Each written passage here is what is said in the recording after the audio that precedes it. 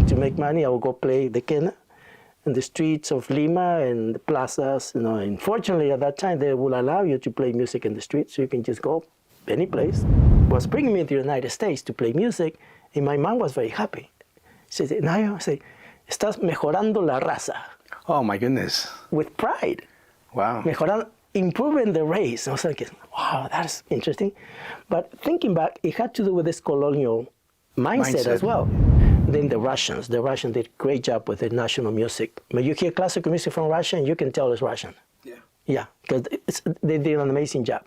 Latin America, we've done some work. We have a lot of work, but it's not well known yet.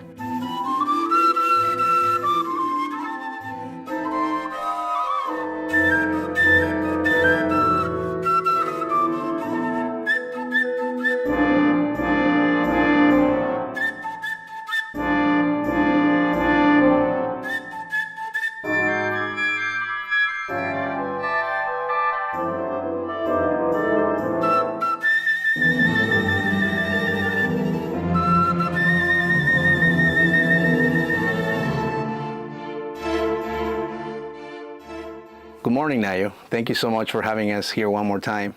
Oh, good morning, my dear. It's nice to see you again. Thank you. Last time we interviewed you, it was in Spanish. Today we have the pleasure to do this in English for our audience that doesn't speak Spanish. Well, thank you. And it's always nice talking to you. And last time I came here, I took a look at your library, your area where you create. I call this the sanctuary. It's more like a creative space, but it's beautiful. And today, I would like to invite people to the concert actually next week. Yes, next Sunday. Next Sunday. 4 p.m. in Sauter Hall in Goshen College. We are featuring the Goshen premiere of the Concierto Sinfónico Machu Picchu. That's huge, Nayo. That is amazing. I had the opportunity to go to the Sauter Hall last night to the concert, where different pieces from different parts of the world, from South Africa, Chinese, from India, from Indonesia, from Ecuador, from Venezuela, different music. That was amazing. I mean, the sounds of our people, the sounds of the different parts of the world. And you were part of it. Actually, there was this young man, Victor Vegas, who made a composition with one of your poems. Yes, Victor. Yeah, this is wonderful. I mean, I'm very grateful to Professor Raz Wall, I think is her last name. She's one of the voice professors, and she's really showing a lot of interest in not only saying, but doing in multicultural music. So that has been wonderful. And she's already excited about next year to do some other Latino, Hispanic, Mestizo music. That's very exciting. That's amazing. Going back to your poem in Victor Vegas, I think that's very important. There are a lot of immigrants, a lot of people from different parts of the world here in the Goshen area. And Goshen College has various students from different parts of the world, and really Victor Vegas he made this composition. And what I was going to say is how important it is to have somebody like you as a mentor to kind of pass that mantle to the next generation. Yes, that's actually the most exciting part of being part of Goshen College. I mean, I'm an adjunct professor at Goshen College. I teach music and international studies. Not music, sorry, Spanish. I wish I teach music. That's a different story. Right. I do teach international studies and also Spanish. Now, when I teach international studies, I put a lot of emphasis in music, literature, painting, all of that. Well, let's go back to the event next week. There will be 3 different composers from Latin America, from Argentina, Mexico, and Peru. That's right. Could you tell us when renowned names? Piazzolla, for example. Yeah. No, I mean, actually, the concert next Sunday is historic, in my opinion. Yes. Because I have lived in Goshen for 12 years. I think you've been around longer than that. Yes. Right? And since I arrived here, I have not seen any symphony of this area to dedicate an entire concert to Mestizo composers. By Mestizo, I mean Latino, Hispanic, indigenous, Afro-descendants. I haven't seen any orchestra to do that. So in my experience, this is the first time, so it's historic. And we're playing three pieces, one by Argentinian composer, Astor Piazzolla, He was an amazing bandoneonista. No, they play the Bandoneon, yes. Bandoneon, ¿verdad? Entonces, he wrote a lot of music. But one of his most famous is called Libertango. And that has to do with the freedom, libertad, because he was being criticized, because he was taking some, the national music of Argentina and kind of the tango music, right? And make it symphonic. Pushing right? the limits. Exactly, and that's exactly what we do in this Sunday. No, this is Latin American classical music. Classical in the sense that it's being arranged for a symphonic orchestra. So to avoid the criticism, we say, okay, I don't write tangos. I write libertangos, free tangos on my own style. So that's one of the pieces we're playing, Libertango. Then the other one we're playing is Danzón number 2, Danzón número 2 by a Mexican composer. His name is Arturo Márquez. Now the danzón is originally from Cuba. Cuba, this small island probably has been the most influential musical for all Latin America, and in the United States as well. Now, Cuba brings a lot of mambo, cha-cha-cha, danzón, all that. They bring that to New York in the 1950s. Oh, yes. Yeah. And actually, when people talk about Latin jazz or big band, a lot of it is influenced by Cuban music. Yes. You know, Jesse Gillespie, he learned from the Cubans a lot of what he later would call jazz or Latin jazz. So Danzón number 2 is a wonderful piece that when you hear it, you hear some of the specific, it feels like a mambo, but the danzón is before the mambo. Oh, okay. Yeah, it's a predecessor of the mambo. And the danzón is based on a dance from France called counter dance. So the people from Cuba and the area, they will imitate the dancing of the Europeans, but they added some of the African flavor to it. So you can hear the flavor of it. And then at the beginning was just more European, but with the famous clave, the ta, ta, ta. Ta, ta. Right. Ta.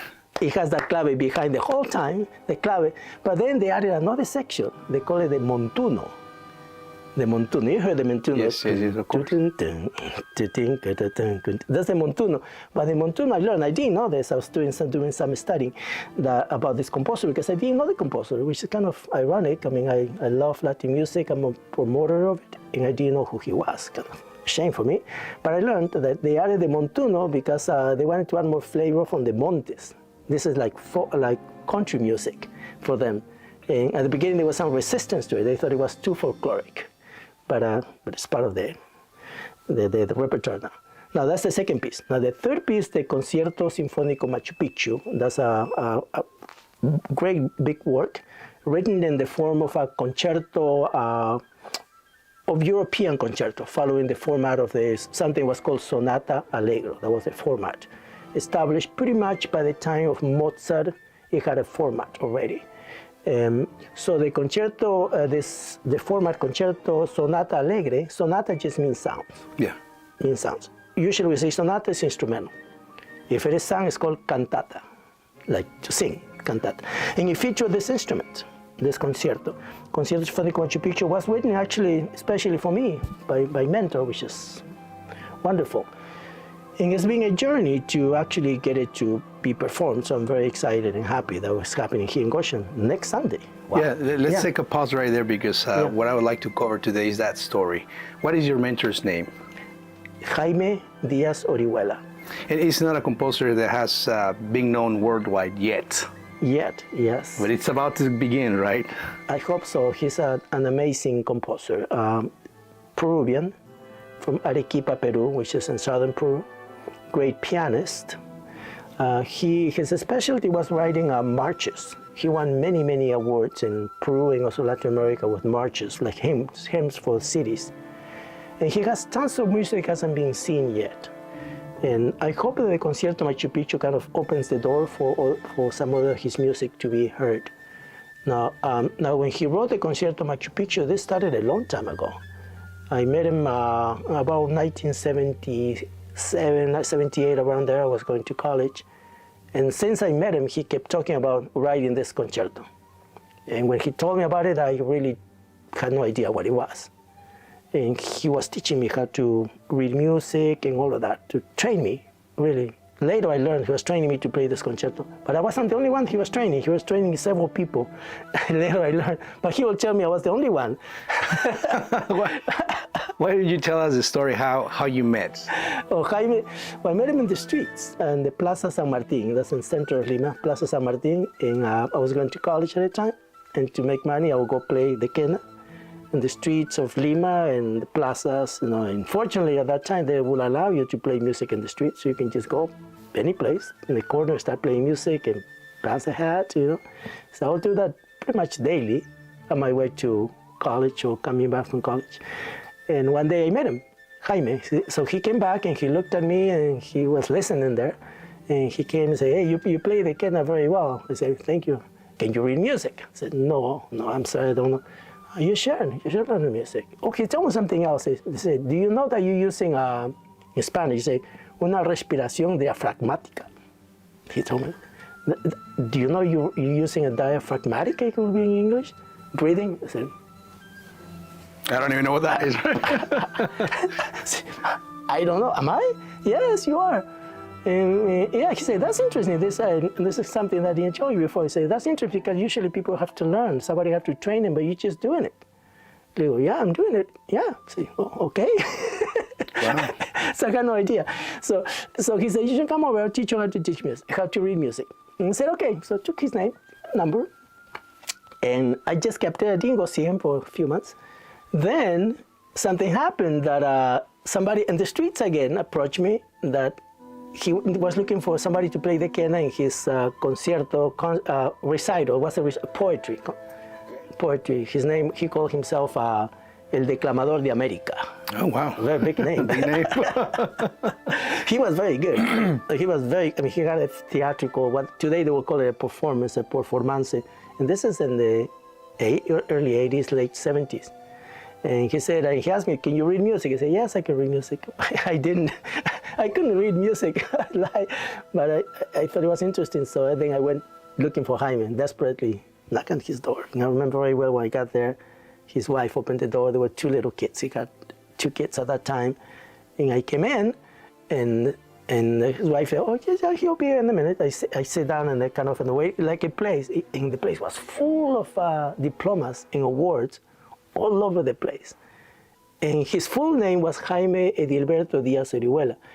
Now, he told me Jaime, he didn't tell me he was Jaime Diaz Orihuela. The Jaime Diaz Orihuela, one of the most famous composers of Peru. At that time, I knew who he was by name. We studied him at school, one of the nationalistic composers. At that time, he was the director of Radio Nacional, National Radio.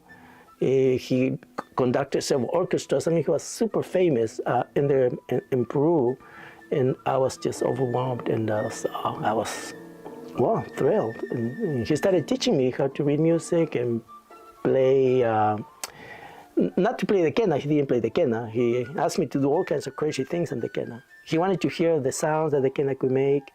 Especially, he loved the sounds that sounded like birds and stuff like that. He loved that. I mean, he will do crazy. Can I show you? Because absolutely, I was gonna go to that. This is some of my beautiful quenas. Well, he will have the quena like this, and he say, okay, now you play these notes. He will make you play scales. No songs. I didn't play any songs. Just scales. Things like okay, do like. Say okay again. I say, what else can you do? Can you do like that? Yeah, sure. Like. Oh, yeah, I like that. So again. Oh, okay, good. Say, how about you just blow the holes? Say, no, but quickly, like, oh. So you say, interesting, yeah, very explorative, huh? Yeah, you say, oh, blow. Okay. So he was saying, what is the highest note you can play? I don't know. Say, oh, can you go higher? Oh, he said, how about you cover in the bottom? Just wow. That's what he had me doing. Stuff like that. No, like, okay, he said, how about you rub the quenas? You blow, okay. Oh, good. How about the hand? So he just finding the limits of the instrument, every single angle, right? Everything, oh my goodness. Everything. So I spent months doing that. not playing any music, Just playing with the instrument, right? or making me do things that were very difficult. You know, things like, I don't know, like playing octaves. He liked that, like to sing. No. Crazy stuff. Wow. But, and I learned quite a bit. So I spent a lot of time with him like that. He also showed me how to read music, but more than reading music, he was showing me the intention of the music. I mean, one of the things he used to tell me, this paper, that's just a representation of the music. That's not the music. The music was where you're going to play. When you play, that's music. Yeah. When you read it, no, that's just like representation. So fascinating experience with him. Let's talk about the quena. It's not a very well-known instrument in the world. That's right, yes. And of course, there are not many orchestra pieces made specifically for the quena. Yeah, no, the one that Jaime wrote is the only one that I'm aware of. You're aware of, wow. Yeah, it was finished in 2004. 2004, I got the manuscript. Now, he started working on this earlier because I knew about it about 1980 when he began, and he showed me some of the themes that I can hear. Like he showed me his house. Play this. Oh, okay, good. I started playing some music after a couple of years of doing nothing but noises and sounds, and then he was playing some of his music. So is this going to be the very first time that this piece is going to be played? In Goshen? Yes. Yes. Wow. Yeah. And this is going to be played by the Maple City Orchestra, correct? Maple City, yes, Community Orchestra of Goshen. Who is composed out of members of the community. Members of the community. Different members of the community just come. Absolutely, yes, members of the community. Some of them students from Goshen College, some of them are professionals, some are just advanced amateurs that just love to play music. So it's a fantastic orchestra, and I'm grateful to them because it's the first time that they're featuring nothing but Latino music. Yes, that's amazing. I was going to say, you've been in Goshen College since 2014, you said? 2011. 2011. You haven't seen an event specifically focused on Hispanic Latin music? Not the symphonic orchestra, no. Wow. I mean, some little pieces have been played here and there, vocally, also instrumental, but the symphony, no. Yes. You know, as far as I know, they haven't played anything by Latino composers. That's very interesting. Yeah. As far as demographics, I believe 45% of Hispanics Latino in the area. Yes. 45%, that is. Yeah, especially that's like 25 and below, 30 below, that's about. And we're talking about the fastest demographic group growing in the United States. We're not a minority anymore. No, yeah. No, and good. This is good. I mean, this is good not only for the Latino community, for the entire community. You know, I think it brings some freshness, renews the symphonic sounds, because sometimes, you know, for a lot of people, when people talk about symphonic music, people are thinking about old music, you know, from the 1800s, 1900s. We have fantastic music for that period, of course. Sure. Yeah, but there's more. Rhythm. Oh yeah. That's one thing. I think, you know, when I had the blessing of going to one of the practices where the Maple City Orchestra was playing. Yeah. And that is one thing that you see. It is almost unavoidable to see the musicians start almost dancing to it, right? In other concerts, you can see that they can keep their posture and they're just carefully playing their instrument, and this one they can just help it. They just move. Absolutely. I mean, that's what the Latino culture, you know, Hispanic culture gives to classical music, you know. Yes. And I hesitate when I say Latino, Hispanic, because these are very, and just take a little parenthesis, very inaccurate terms. That's why I don't know what to say sometimes. That's why I like the word mestizo. The concept, we call it a Mestizo America. They asked me for a name, I said, let's use the word mestizo. I like mestizo. It's more representative of who we are, right? Of course, because it's a mixture. Yeah. Technically speaking, mestizo means a mixture of a European and indigenous. Yeah. You know, as you know, the Spaniards, when they came to the Americas, they created a system. Yeah. They call it a system of castas. The castas, which each type of mixture, they give it a name. Yeah. So the name between a European and indigenous, they call those people mestizos. Then the mixture of the European with African, they call them mulatto. Mulattos, right. Mulatto. Then the mixture between indigenous and an African, they call it sambo. And they had a whole system going down the social scale. And yeah. Right, each had their benefits, right? Of course, and privileges as well. Absolutely. Now, the higher one were called the peninsulares, the one from Spain, the peninsula. Yeah. Then the second below, they were the criollos, the Criollo Spaniards Born in this land. and then below the Mestizos and so on. But they had another system. The system didn't go only this way, it went up this way too. And interesting enough that this idea of going back is something that still stays in the culture. I remember when I first came to the United States, a woman, an American woman, see, even the word American's weird. Right, yes. That I prefer to call them European Americans, right? Because I think if there's a Mexican American, there's an African American, there should be a European American. Correct. So anyway, the European American was bringing me to the United States to play music, and my mom was very happy. She said, Nayo, estás mejorando la raza. Oh my goodness. With pride. Wow. Mejorando, improving the race. I was like, wow, that's interesting. But thinking back, it had to do with this colonial mindset as well. Yes. Because again, you can go down the social scale, you can go up. And how do you get up? By marrying somebody who was above you. Wow. Yeah, so if say you were, it was like 12, 13 levels deep. Okay, all very, like the song I sang yesterday, Mata de l'Anima Sola. Yeah. There's one word. Beautiful performance, by the way. Oh, yeah. I've been telling them to sing that piece. It's beautiful, beautiful from Venezuela. It's a joropo venezolano, beautiful. No, it says, La tarde, catira y mora. It says, La tarde, catira y mora. The afternoon, catira was one of those names of the casta. So a catira was somebody who was of African descent, but had a more European than African. So was one of those coming down from below, coming down from marrying somebody who was whiter. So you could go all the way up, and when you got very close, you call it castizo or castiza, but you can never be as good as the original. Now that you mentioned all that social construct, I'm going to say something, I'm going to ask something. I hope it's not controversial, but No. Yeah. Is that what's happening to our music, you think? Where, classical music from Europe is played more, is perceived as higher quality than mestizo music, maybe? Is that you? Yes, yeah, clearly. I mean, the quena, this is a indigenous instrument. Now this particular ones have been worked and has a lot of improvements to the sound and intonation, right? But it's looked upon as something too simple to play with symphonic orchestra. Symphonic orchestra, you saw their instrument. Yes. You have the flute, all kinds of keys made out of metal. The instruments are very complicated, very complex. I have a few here. You can see some. There's a flauta dulce, big one. There's another clarinet, Yes. So when they look at something like this, it's so simple. I mean, look at that. This is too simple to do sophisticated music. I think that's part of the problem. Also, the fact that people haven't heard much of it. I mean, the only time people have heard this type of music is people playing in the street, playing very simple folk songs. And nothing wrong with that. Folk music is wonderful, it's beautiful.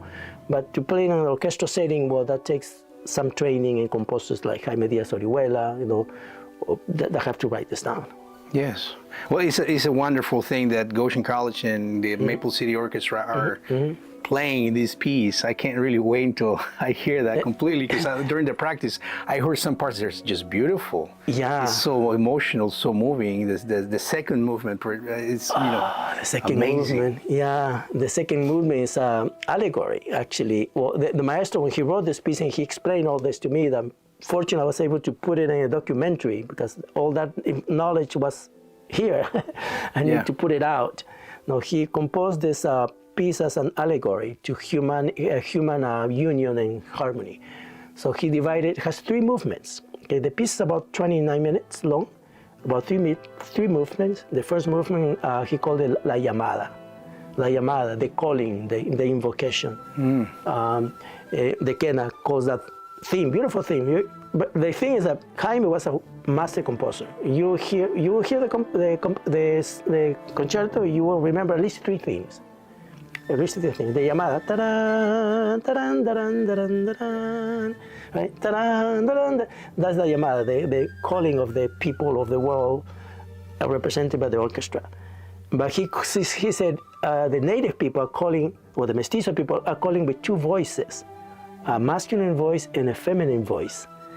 So the first thumb is the masculine voice. Then after they call that, then the women also call the world with the other theme. He called it the feminine theme. the da da da. Okay. Da, da, da, da, Much softer and exactly yes. a different type of calling. The male is calling like, "Come on, let's take off," right. and the female say, "Please come, join us." Da, da. That melody is so beautiful. Yeah. So that's the first movement. It's this calling. Then the second movement that you liked is amazing, and that's beautiful, beautiful. The second movement is he called it la pilgrimage, la peregrinación, la procesión. And when you hear the music, it sounds like a procession. Yeah. And this is supposed to be taking place from Cusco, the main plaza of Cusco. That actually should tell you Cusco in Quechua, the native language of the Incas, means the navel of the world, like the ombligo of the world. So like most cultures, that was the beginning. So then there's a path actually people can take even today. They call it the Inca Trail. Es el Valle Sagrado de los Incas. Dura como 4 días caminar de la plaza. So I changed to Spanish. It takes about 4 days from the Plaza del Cusco all the way to Machu Picchu. So the second movement represents that pilgrimage. Oh, okay. And in this pilgrimage, he wrote the music and he said, this is a music where there's like the beginning of civilization, the beginning of a new era of harmony. And he said, when almost you hear, like a spiritual journey, right? Very spiritual. So it's, in fact, with the orchestra, we need to play it a little quieter. We're playing a little too loud right now, so we have to play it a little quieter because you're like praying. And he precisely talk about praying to the ancestors, to God, the conception of God with, in mayúscula, he say, no, G-O-D, not any specific deity, but God, right? The creator, you know. In nature, and also the apus. The apus were the word of the Incas for the mountains. The mountains represented past gods that they were still watching over us. So the whole procession, in the beginning, you hear like, that's the beginning. It's like he said, there's a revival, almost like a... Like an earthquake, like an earth rumbling. Right. That's amazing how you can... Right, so like it's like creation all over again. So when you hear it with that, it makes complete sense. And he say, I want you to play the quena in a way that it sounds almost like you don't know how to play it. Okay? You mean I've been training all these years so that I can play something? Amazing. Because he wanted to give the impression that the quena is representing kind of the people trying to find themselves. They don't know who they are.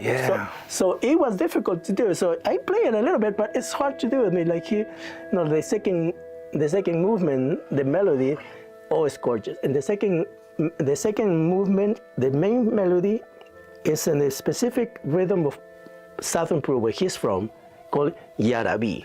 Okay. Yaraví. Now, this is one of the oldest styles of Peruvian music. The word Yaraví is the Mestizo word. The indigenous word was Jarawi. Okay. And so the Jarawi was a style of singing with no instrumentation, just a voice, usually a female voice. And the Jarawi was sung for ceremonies, for funerals, and it was unaccompanied. So, but he wanted to play this Jarawi, but he said, do it in a way that sounds like you don't know how to, like you're crying. Two things, you don't know how to play the quena, and you're crying, you're trying to find your way around. So the melody is so beautiful. No, this is like,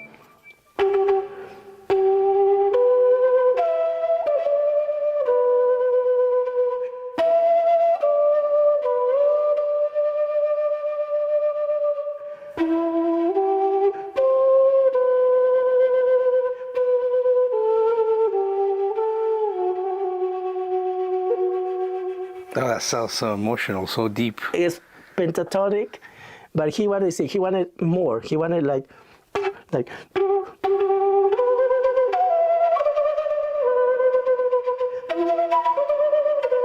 so like almost crying, right? Like crying. Also, not respecting the meter too much. You have to be very free. Like you're crying and you can't quite talk. Because you're in the presence of God. God knows. But it's difficult to do. If I do what he wanted me to do, I won't do it because it sounds almost like if people don't know the story behind it, they may think, what is he doing, right? What is he doing? Because he only like. Then one part when is when you're trying to come out of, you're coming out of something, and that's why he has this.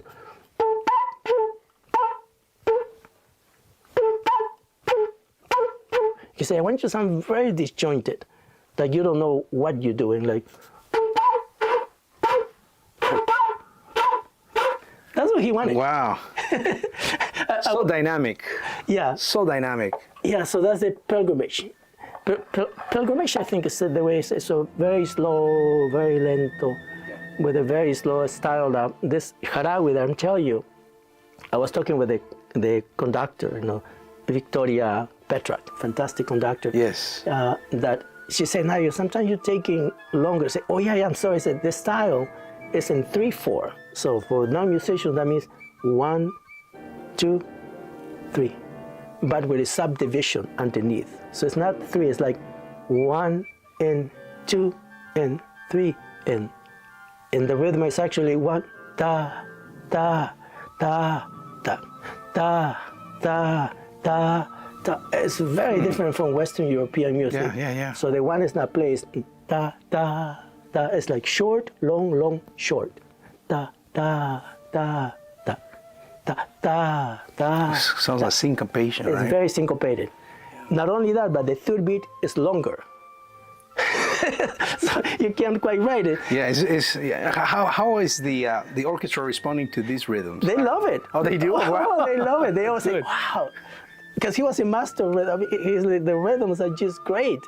They love the rhythms, like ta ta ta ta ta ta Yeah. ta ta ta ta. I was watching them, and they're moving. Yeah, I will be dancing, I will be moving. Yeah, Yeah, you that's can't avoid it. I mean, Yes. there's rhythm like ta ta ta ta ta ta ta. I mean, you don't have those rhythms in Europe. Yes. There's some mestizo rhythms. Yes. In that particular rhythm, I asked the maestro, "What is this rhythm?" He wouldn't commit, but I hear many influences there. I hear some Afro-Peruvian influence, like ta ta ta ta ta. Yes. The Afro-Peruvian rhythm goes like ta ta ta ta ta. I also hear some rhythms of a style from Ecuador and Bolivia called chuntunqui. And the chuntunqui specifically, that's high and lows, like a repetition, like ta ta ta ta ta ta ta ta ta ta ta ta ta. Very typical of the chuntunqui. Ta ta ta ta ta ta ta ta ta ta ta. And he does a lot of that in that concerto. Now he said no. He said it's not a chuntunqui or not a festejo Afro-Peruvian. I mean, but he grew up in Peru. And he hears, but he was always. So anyway, I went away. No. So anyway, the rhythm. The rhythm, yeah. Yeah, not only of the concerto, but also the libertango, the rhythm of the libertango y the danzón. Yeah. In the danzón. Dun, dun, dun, dun. That's beautiful. Yeah. Oh, This is going to be a good concert now. Oh, I the can't really wait. danzón. I was actually going to suggest to Victoria to have the people clapping the clave in a couple of spots. Oh, that's a good idea. To get the audience Yeah, that's a good idea. participating. Yeah, ta-ra-ra, or the libertango. Ta-ra-ra-ra, ta-ra. Piazzolla, man. Yeah. Oh, wow. He uses also the clave in libertango. Yeah. But he uses only, he doesn't use the 5 notes of the clave. Usually the clave is 5, like ta, ta, ta, ta, ta. 1, 2, 3. He uses 3 only, like ta, really? ta, ta, ta, ta. Yeah. Ta, da, da, da, da, ta. Da, da, da. I mean, he does a good job. He uses only the ta, ta, ta, ta, ta, ta. That's wonderful. Yeah. And the third movement, so let's go back to the concert. Yes. So the first movement, the calling, the second movement, the pilgrimage, where there's very soft yarabis, and the third movement is the celebration. This happens atop Machu Picchu. And for the celebration, he picked a style of Peruvian music called huayno. And the huayno is the music that people play to celebrate things. Okay. Yeah, and the rhythm is very nice, very simple. It's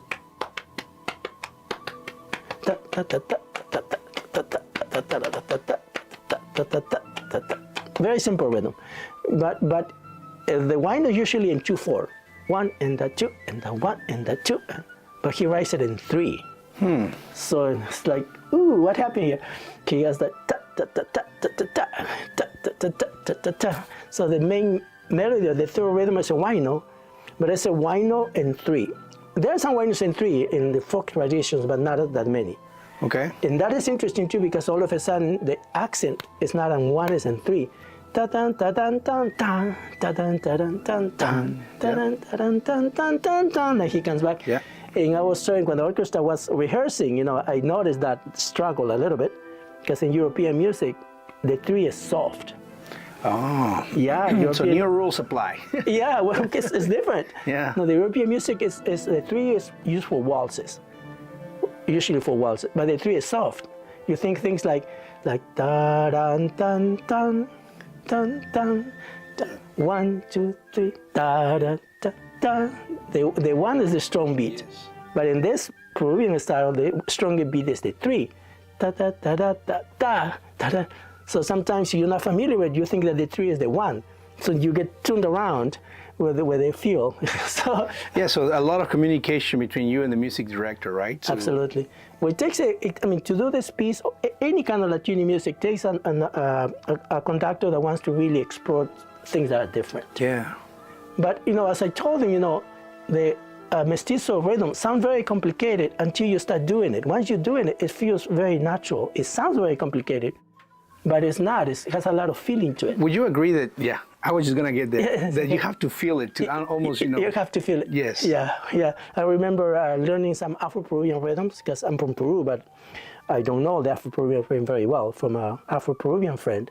Learning the cajon, because the cajon is a Peruvian instrument, become very famous. And I couldn't do it. He said, Nayo, necesitas más hombros. He said in English, you need more shoulders. So you just stress. You have to go like, just hombros. Just loosen up. And instead of loosening, it sounds better. So you have to loosen up. Yeah. You can't. But they sound very complicated, like the Mata del Anima Sola we sang yesterday. This is a beautiful song from Venezuela. The rhythm is called joropo. It's un joropo. Yeah. Again, this composer, because this is classical music using national elements, right? That's called nationalism in classical music, nationalism. Yeah. I mean, the pioneers of the nationalism was the Polish, actually, the Polish, like the Polonesas, famous Polonesas, like, yeah, Chopin, the Polonesas. Then the Russians did a great job with the national music. When you hear classical music from Russia, you can tell it's Russian. Yeah. Yeah, because they did an amazing job. Latin America, we've done some work. We have a lot of work, but it's not well known yet. Yeah. So this nationalistic elements, this Mata del Anima Sola, this choral piece, also has that. And again, the composer is writing a joropo style of music and dance from Venezuela that is taca. The most famous joropo is the Alma Llanera. The llano means the plains feel where the folk people. That's the llanera.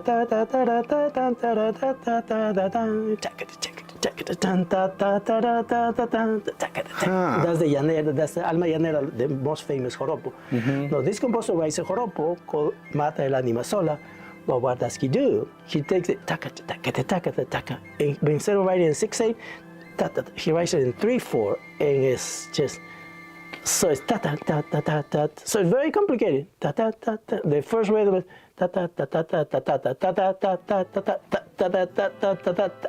And ironically, I was singing the tenor solo, and I was having a very hard time coming in the right place. I don't know if you saw me. I was watching the conductor because at the moment this composer writes it in 3, me knowing the folk style, I was thrown.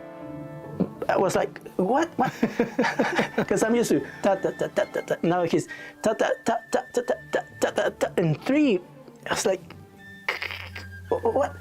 Yeah. But that's part of the beautiful thing about nationalistic classical music. Yeah. Because a musician with training, they can take the national music and keep the flavor of it and do something greater or bigger, right? And Jaime does that, and Concierto Sinfónico Machu Picchu takes Peruvian folk music, and he makes this amazing work.